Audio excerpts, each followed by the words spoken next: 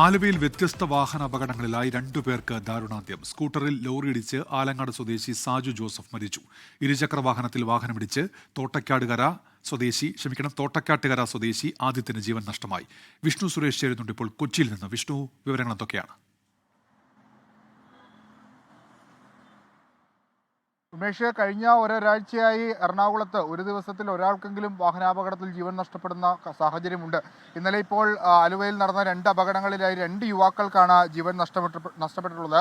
ആദ്യത്തേത് ആലുവ 11:30 ആലുവ ജില്ലാ ആശുപത്രിക്ക് സമീപം നടന്ന അപകടത്തിൽ ലോറി തട്ടിയാണ് സ്കൂട്ടർ ഡ്രൈവറായ സാജു ജോസഫ് മരിച്ചത്.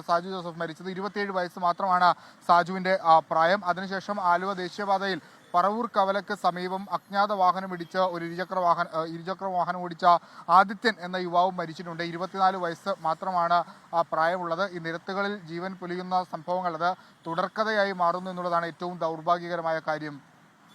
ഉന്മേഷം, ആലുവയിലാണ് വ്യത്യസ്ത വാഹനാപകടങ്ങളിൽ 2 പേർ മരിച്ചത്. വിഷ്ണു സുരേഷ് വിവരങ്ങൾ നൽകുകയായിരുന്നു. ലോകത്തെവിടെയായാലും ഏത് സമയത്തും 24 വാർത്തകളും ഓഗ്മെന്റഡ് റിയാലിറ്റി പാക്കേജുകളും എക്സ്പ്ലെയിനറുകളും വിശദമായി കാണാൻ ഞങ്ങളുടെ യൂട്യൂബ് ചാനൽ നിങ്ങൾക്ക് സബ്സ്ക്രൈബ് ചെയ്യാം.